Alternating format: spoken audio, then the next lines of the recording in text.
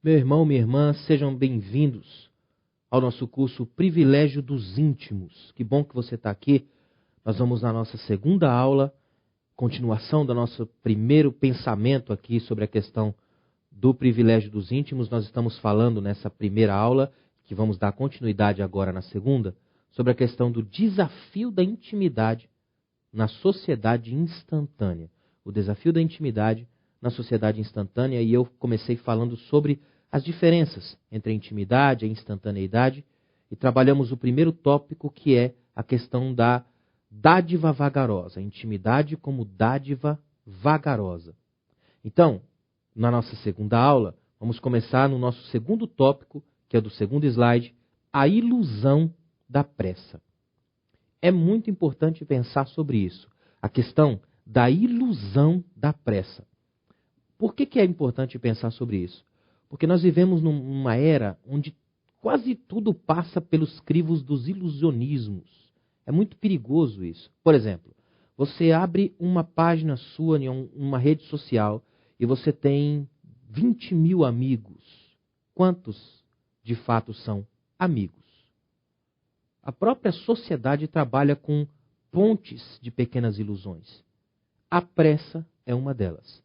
É importante a gente lembrar disso porque, olha que interessante, coloquei pressa é ilusão cronológica. Eu até dei uma pitadinha disso na nossa primeira aula. Pressa é uma ilusão cronológica.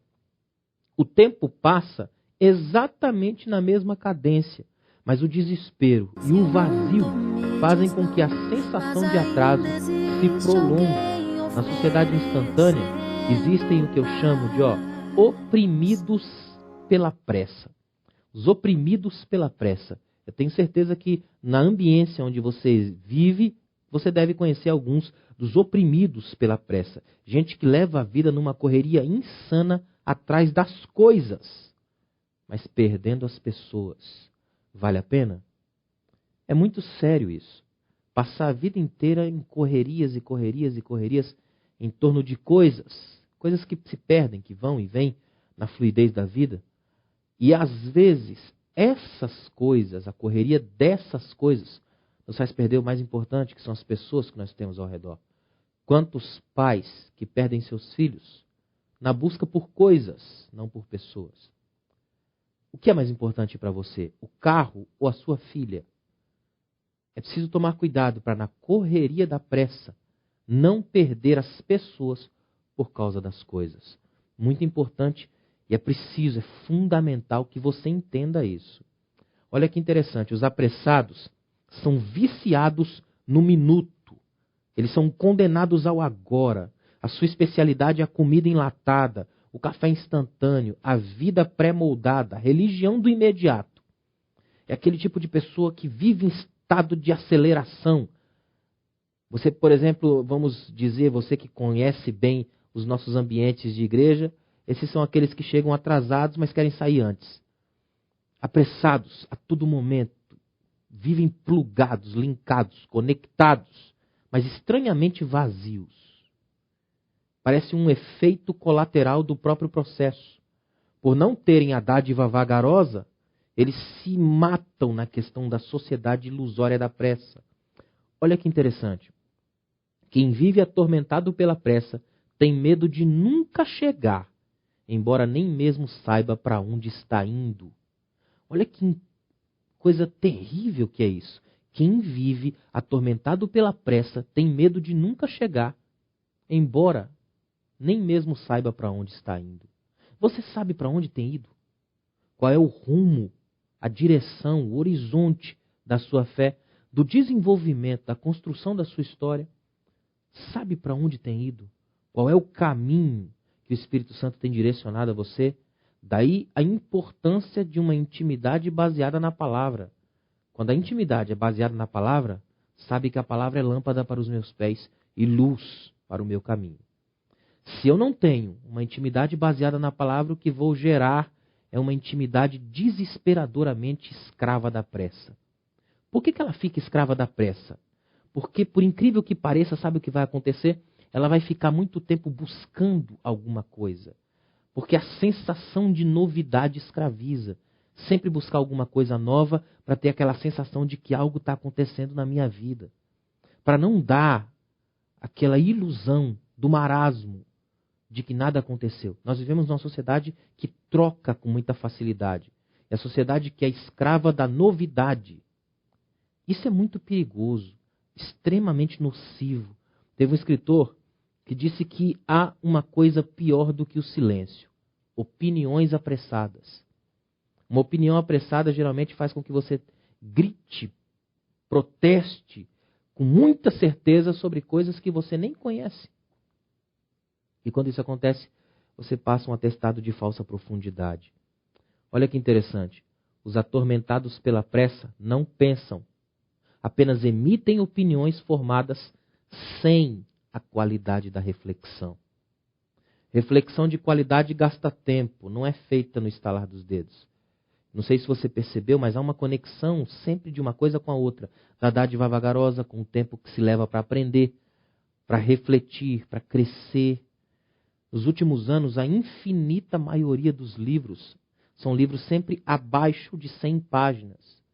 Porque é uma sociedade da pressa, ninguém quer pensar. Qualquer livro que ultrapasse a barreira das 200 páginas já é visto por muita gente como se fosse algo estratosférico, um desafio inalcançável.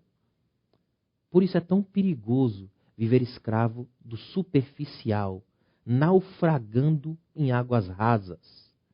Isso é mortal. Eu quero que você guarde no seu coração o que eu vou dizer. Alguém postou numa rede social: curioso como as pessoas têm certeza absoluta daquilo que não fazem a menor ideia. São os lapsos da pressa. Conteúdo exige tempo. As melhores lições que você vai aprender são lições que o tempo vai passando para você. E esse tempo se transforma numa espécie de agente da graça de Deus. Quer ver uma coisa que é linda? As melhores horas que você passa são as horas que você busca uma intimidade com Deus no secreto, no quarto fechado da sua casa, num ambiente onde você desliga os barulhos da vida ao seu redor, abaixa o volume da existência. Esses são os momentos onde você cresce. São esses os momentos onde a sua alma se alimenta de Deus. Nesses momentos, você respira, aliviado, sem bagagens existenciais, sem se sentir sequestrado pela urgência. Você tem a qualidade, o conteúdo, a alegria de viver uma fé de conteúdo, uma fé que resulta num processo de reconstrução da sua mente, da sua espiritualidade. No linguajar de Paulo, você tem a renovação da sua mente, do seu culto racional. Olha que interessante. Outra marca dos apressados é a quantidade acima da qualidade. Apressados são presas fáceis da numerolatria. Eles são especialistas em quantidade. Eu costumo brincar, dizer que são evangelásticos. Esticam para dar sensação de conteúdo. Eles têm muito, mas ao mesmo tempo não tem nada. Quem é escravo da pressa tem até a parede lotada de diplomas, mas não tem conhecimento de vida. Quem é escravo da pressa tem uma série de coisas para falar, mas não consegue sequer passar uma mensagem. Na verdade, eles brigam porque querem falar, mas não porque têm algo a dizer. Olha, eu quero que você guarde essa sequência de slides que eu vou te mostrar agora. Primeira coisa, olha, um apressado é presa fácil para os vendedores de ilusão. Sempre tem um vendedor de ilusão perto de alguém que é presa da pressa. Um vendedor de ilusão trabalha com esse olhar dilatado que a pessoa tem por uma novidade, essa ânsia pelo novo. E ele entra nisso numa facilidade incrível. É como se o mundo fosse magistralmente orquestrado. Gente que vende, gente que compra, demanda, procura. Essas leis do mercado, que é uma das forças que comandam o mundo de hoje. Então guarda isso no seu coração. Um apressado é presa fácil para os vendedores de ilusão. Olha que interessante. Um apressado termina rápido demais tudo aquilo que ele começa. O apressado termina rápido demais tudo aquilo que começa. Aliás, o interessante para o apressado é sempre começar por causa da sensação que eu já falei de novidade. Você encontra com ele, está sempre começando alguma coisa, passando aquela sensação de que alguém antenado, que está o tempo todo buscando alguma novidade. Então você começa a olhar para a pessoa sempre com aquela coisa, onde ele vai parar? Sempre começando. A pergunta que fica é, o que ele vem terminando? Começar é fácil, complicado é terminar. Não é à toa que Salomão diz que é melhor o fim das coisas do que o começo delas. Há muita gente que é firme, mas não é constante. E isso é um problema grave. E eu espero, em nome de Jesus, que esse curso seja para você uma ferramenta para eliminar as toxinas da pressa da sua vida.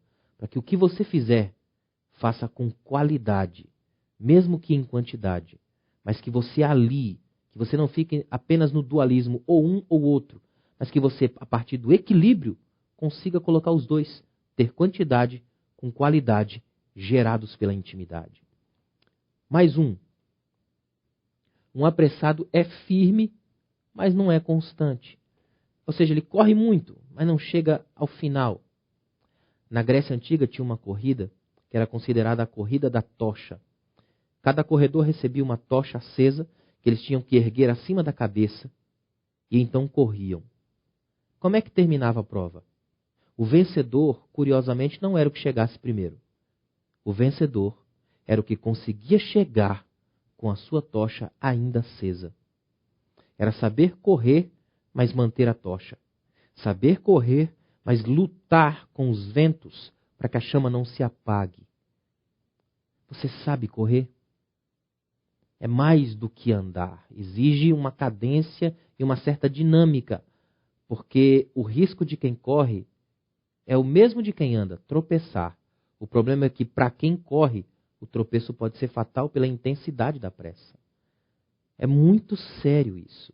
Olha que interessante. Um apressado não sonha. Ele nem dorme mais. Um filósofo antigo disse que as pessoas nem sonham mais hoje. Então, no máximo, elas se levantam, vão até a padaria e comem o sonho. Só para ter a sensação de que teve alguma relação com algum sonho naquela semana.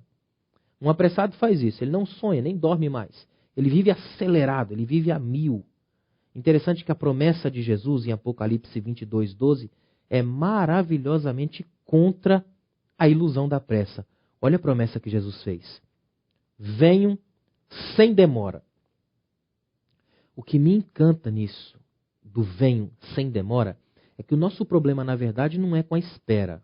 Nosso problema é com a demora. A gente não gosta de esperar uma coisa que demora. Guimarães Rosa escreveu que esperar é reconhecer-se incompleto. Você gosta de esperar? Esperar é uma coisa complicada. Aí vem a promessa de Jesus, tão extraordinária, esplêndida. Eis que venho sem demora. Outras traduções dizem cedo venho. Mas eu gosto dessa que põe a palavra demora. Venho sem demora. Olha que interessante. Jesus sabe que o nosso problema não é com a espera. Quando a gente espera por alguém pontual, por exemplo, a gente espera tranquilo, sossegado. Nosso problema é com a demora. Na sociedade instantânea, desaprendemos a bênção de esperar. Então, para que a gente espere a volta de Jesus, sem as paranoias da pressa, ele tira a demora da espera. Venho sem demora. Podemos esperar em paz.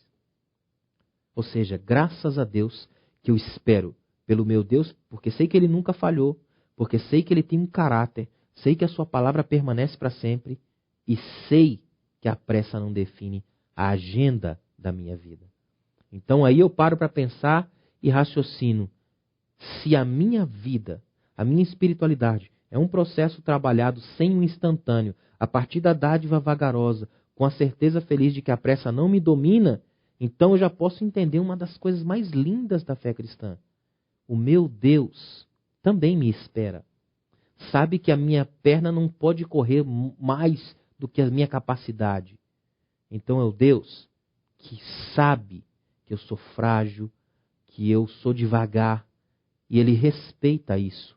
É por isso que ele vem agindo em mim, para depois agir através de mim. Terceiro tópico, consequências do instantâneo. Tem consequência o instantâneo. E essas consequências são terríveis. Uma vida dedicada ao instantâneo será fatalmente asfixiada. Na parábola do semeador, lá em Mateus capítulo 13, versículos 1 a 23, dentre os vários tipos de semente, de solo que Jesus falou, há 2 tipos que são diretamente adeptos da cultura do instantâneo. Quais são? O terreno pedregoso e os espinhos. Quando Jesus explica a parábola aos discípulos, ele os define bem, os 2 tipos de terreno. Ele define muito bem. Olha o que ele diz. Quanto ao que foi semeado em terreno pedregoso, este é aquele que ouve a palavra e logo a recebe com alegria. Todavia, visto que não tem raiz em si mesmo, permanece pouco tempo. Quando surge alguma tribulação ou perseguição por causa da palavra, logo a abandona. Quanto ao que foi semeado entre os espinhos, este é aquele que ouve a palavra, mas a preocupação desta vida e o engano das riquezas a sufocam, tornando-a infrutífera. Mateus capítulo 13, versículos 20 a 22. Fiz questão de deixar destacado isso. Jesus deixou bem claro que a falta de raízes em si mesmo e as preocupações desta vida podem roubar de nós a palavra de Deus e, consequentemente, a intimidade. Eu preciso frisar isso, repetir para você. Jesus deixou bem claro que a falta de raízes em si mesmo e as preocupações desta vida podem roubar de nós a palavra de Deus e, consequentemente, a intimidade. Pense sobre isso. É tão sério. A palavra é semeada no coração porque é a única terra que pode receber esse tipo de semente. É a única que interessa ao semeador. É dessa terra, a terra do coração, que depende o fruto. Do ponto de vista de Jesus, nosso coração pode ser estrada, pode ser pedra, espinho ou terra fértil, terra boa. Tudo isso ao mesmo tempo. Quando o coração ouve a palavra, a recebe, mas tem medo das tribulações e perseguições, sua escuta é comprometida. Olha o que ela passa a ser: uma escuta medrosa, de quem pretende servir ao reino de Deus sem sofrer perseguições. Principalmente, sem sofrer perseguições por causa da justiça. Quando isso acontece, cedemos à segunda tentação, lá em Mateus capítulo 4, versículos 5 e 6. A nossa espiritualidade deixa de ser compromisso para se tornar espetáculo, se jogar, lança-te daqui abaixo. Ou seja, a nossa fé, nesses modelos, até segue Jesus, mas sempre buscando um atalho para não passar pelo Calvário. É uma fé que segue Jesus para ver onde vai dar, mas não para o que der e vier. Qual é o tipo da sua fé? É uma conversão para mostrar a melhor versão de si mesmo à luz da Bíblia, ou é apenas um convencimento sinistro de coisas ao redor? Quando o coração ouve a palavra, aceita, mas se deixa seduzir pelas riquezas, olha o que acontece: comete um engano mortal, tenta seguir a Deus e a Mamon. Mamon é uma palavra aramaica, da mesma raiz da palavra amém. Mas o indicativo de Mamon é riquezas. Ou seja, era o termo usado até para dinheiro, o que significa que ou Deus ou as riquezas serão o altar diante do qual a sua vida terá o amém. Quem dá o amém da sua vida? Deus ou as riquezas? Olha que interessante, é um engano mortal tentar seguir a Deus e a Mamon, esquecendo-se do que diz lá em Lucas 16:13. Aliás, tentar aliar Deus e dinheiro é um problema grave. A cultura do acúmulo, a tentação da posse, essa tara por consumir, tem gerado cada vez mais negociantes da fé, consumidores do sagrado. A sociedade sem Deus até escuta a palavra, mas não gera frutos de arrependimento. Olha, minha oração aqui é para que através deste curso venha cada vez mais brotar no seu coração o desejo sincero de colocar todo o foco da sua vida em Deus. Porque as coisas ao redor, o acúmulo delas, podem ser apenas consequências do instantâneo, do imediato. e elas podem passar. Mas quando a sua fé é enraizada em Deus, acontece o que aconteceu com Jó. Perdeu tudo, mas não perdeu a alma, não perdeu a relação que tem com Deus. Ou seja, você pode até de certo modo perder alguma coisa. O que você não pode é se perder junto com as coisas. É muito importante você guardar essa lição no seu coração. Olha que incrível, não existe oração instantânea. Oração é produto de uma vida. A gente vai ver isso em algumas aulas para frente. Oração é produto de uma vida. Não é uma coisa que você simplesmente chega sem qualquer tipo de relação e apenas despeja palavras numa espécie de instrumentalização do ato de orar. Oração não é instantânea. Oração é produto de uma vida. Outra coisa, não existe fé instantânea. Fé é trabalhada, forjada na intimidade. Ou seja, é um processo muito mais profundo, além da casca, abaixo da superfície, além da pele. Não existe fé instantânea. Essa fé que é confundida com uma senha religiosa para facilitações do banco celestial. Isso não existe. Isso é um engano mortal, terrível e, de certo modo, infantilizante. É bom que você guarde isso. Mais uma coisa, não existe intimidade instantânea. Intimidade é convivência. Você não tem intimidade com quem você não conhece. Intimidade é processo de conhecimento. Eu costumo dizer que intimidade é casamento que passou da barreira dos 10 anos. É aquela intimidade que você tem do profundo, do reconhecimento dos defeitos. É a intimidade que sente falta de pequenas coisas no ambiente. É você, por exemplo, fazer uma viagem e na viagem comer um pedaço de bolo e imediatamente lembrar de alguém. Intimidade revela significados. Intimidade aproxima. O contrário disso pode ser proximidade. Você pode ser próximo, mas não ser íntimo. Então é muito importante colocar essa diferenciação. Como eu coloquei aqui, não existe intimidade instantânea. Intimidade é convivência. Olha que interessante, não existe amor instantâneo. Ele é enraizado no coração, trabalhado com cuidado, cultivado como jardim.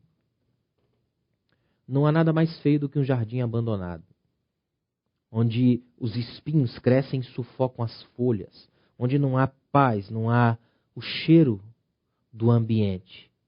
Se o amor for apenas o instantâneo de hoje, como tem sido, ele gera apenas a tragédia do ajuntamento dos corpos, de gente que se abocanha, se pega, mas não se ama. Amor leva mais tempo.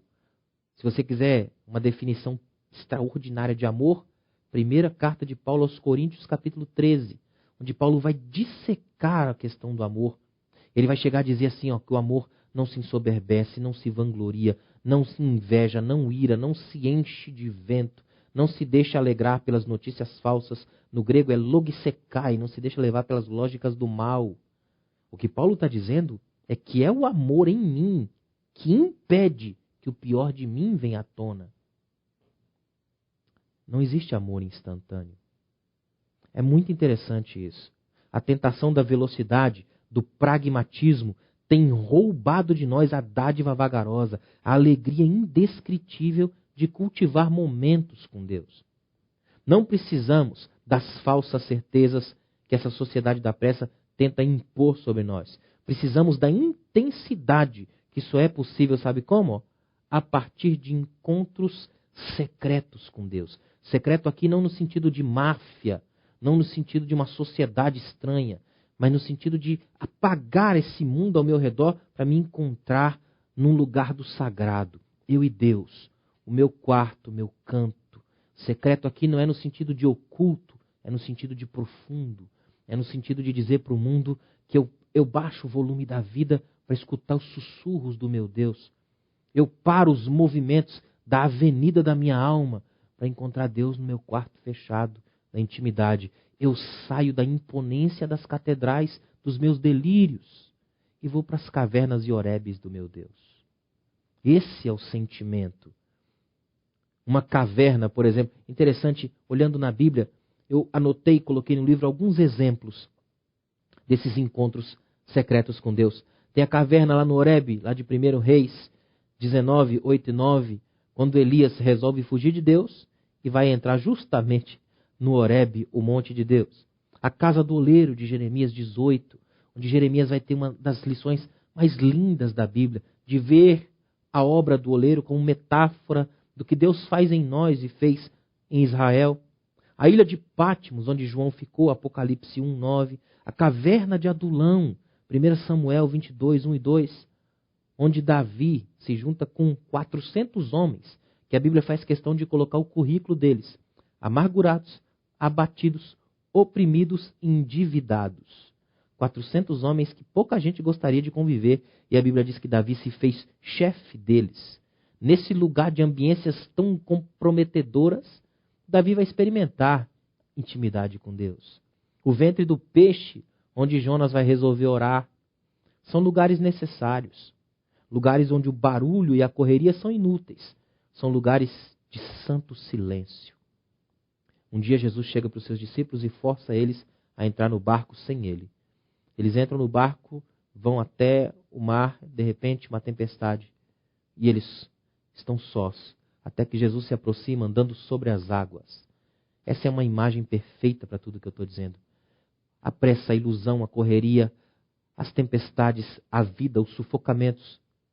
Tudo isso parece que vem de uma vez só para nos destruir, até que nós temos a presença do Jesus, nosso Cristo, nosso Deus, que caminha sobre os nossos medos, sobre as nossas águas tumultuosas, as santas cicatrizes. O problema é que a gente tem a tendência de achar que ele é o fantasma. É bom quando a gente pensa, não que ele é o fantasma, mas que ele é o Deus que me salva das minhas situações limite, dos meus movimentos complicados. É o Deus que vem trabalhando em mim. Guarde o que eu vou dizer no seu coração agora. Você não foi chamado para encher os seus celeiros, como o homem do texto que eu li na abertura da nossa primeira aula, Lucas capítulo 12. Você também não foi chamado para fazer acontecer, ou como dizem os especialistas do emocionalismo, para bombar, para virar tudo, para quebrar tudo, mostrar a que veio. Nada disso. Sabe por que você foi chamado?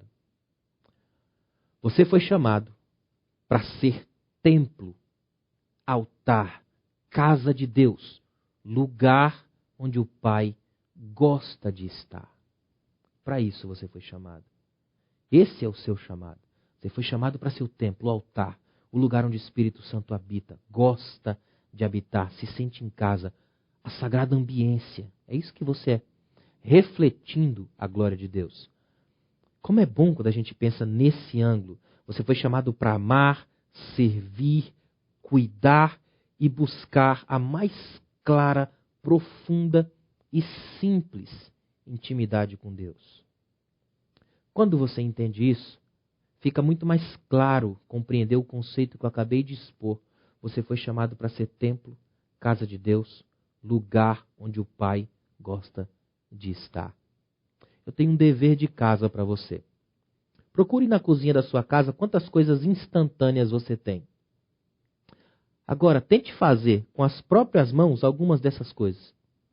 Você vai perceber uma diferença muito grande entre ter algo manipulado, pronto, pré-fabricado, e ter o prazer de fazer com as próprias mãos. Ou seja, tudo o que eu quero que você entenda nessa nossa primeira aula é que nós temos um sério desafio de mantermos a intimidade com Deus nessa sociedade instantânea, de mantermos a intimidade com Deus nesses ambientes complicados que o tempo todo forçam a gente a correr para os braços do Pai. Guarde essa palavra, essa aula, dentro do seu quarto sagrado, o depósito sagrado, como disse Paulo a Timóteo, para você guardar no seu coração que tudo que Deus procura de você hoje não é cada vez mais acelerar o que já é corrido, é te dar o abraço dos íntimos. Que Deus te abençoe. Nos vemos na próxima aula.